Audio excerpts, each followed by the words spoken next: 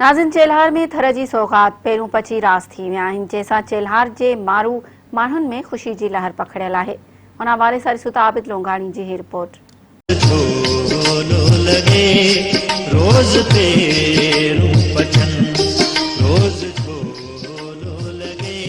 थरपारकर में सिंगरनि खां पोइ पेरूं पची रास थी विया आहिनि। पेरूं थर जी मेवात में ॻणियो वेंदो आहे। गर्मी जी मौसम में खबड़ जे वण मां थींदा आहिनि।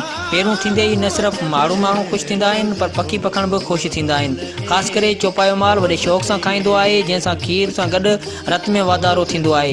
ही माण्हू वॾे शौक़ सां खाईंदा आहिनि, पंहिंजे प्यारनि खे सूखड़ी तौर बि मोकिलींदा आहिनि ऐं सुकाए रखंदा आहिनि, जंहिंखे कोकड़ बि चयो वेंदो आहे। पेरूं मुख़्तलिफ़ कलर जा थींदा आहिनि, ॻाढ़ा पीला रंग जा थींदा आहिनि। पेरूं माल खाए केतिरनि ई ॾींहंनि जूं बुखूं कढंदो आहे। हीउ खाइण में मिठा पर उमिरि तमामु घटि थींदी आहे। हिन खे सिर्फ़ु हिकु ॾींहुं खाई सघिजे थो।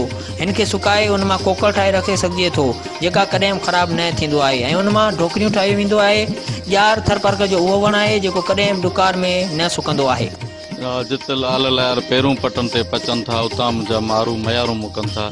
तो ही जेके पेरूं आहिनि उहे थर जी तमामु बहितरीनु जेका मेवात ऐं थर जो तमामु बहितरीनु ॾुथ आहे ऐं थरी ज़िंदगीअ में पेरुनि ऐं ख़ासि खबड़नि ऐं जेके ॼारनि जी तमामु वॾी अहमियत रही आहे। थर जा जेके वण आहिनि उन्हनि मंझां जेको क़ीमती वणनि मंझां ॼार ऐं खबड़ जो वणु आहे।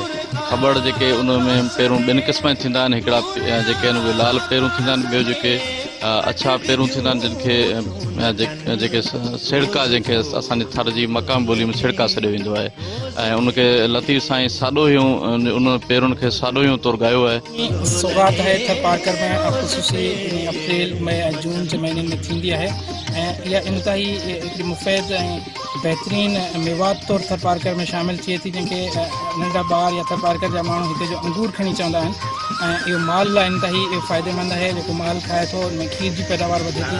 उनखां सवाइ हिते थरपारकर में पेरनि जे ॾींहंनि में हिकिड़ो सक़ाफ़ती अंदाज़ सां ॻोठनि में ऐं मायूं या छोकिरियूं या पोइ सुबुह जो सवेर पेरूं जेको सो पटण लाइ वेंदियूं आहिनि जंग में, मंझंदि मतिलबु गर्मी खां अॻु में वरी वापसि मोटंदियूं आहिनि ऐं थरपारकर जा माण्हू इंतिहाई शौक़ सां इन मेवात खे खाईंदा आहिनि। पहिरियों असांजे थरपारकर जी तमामु भली मेवात हिते असांजे पाड़े जा माण्हू पूरे थरपारकर ज़िले जा माण्हू पहिरियों तमामु घणे शौक़ सां खाईंदा आहिनि। कैमरामैन फ़कीर सजाद सां गॾु आबिद लोंगाणी, मेहरान TV।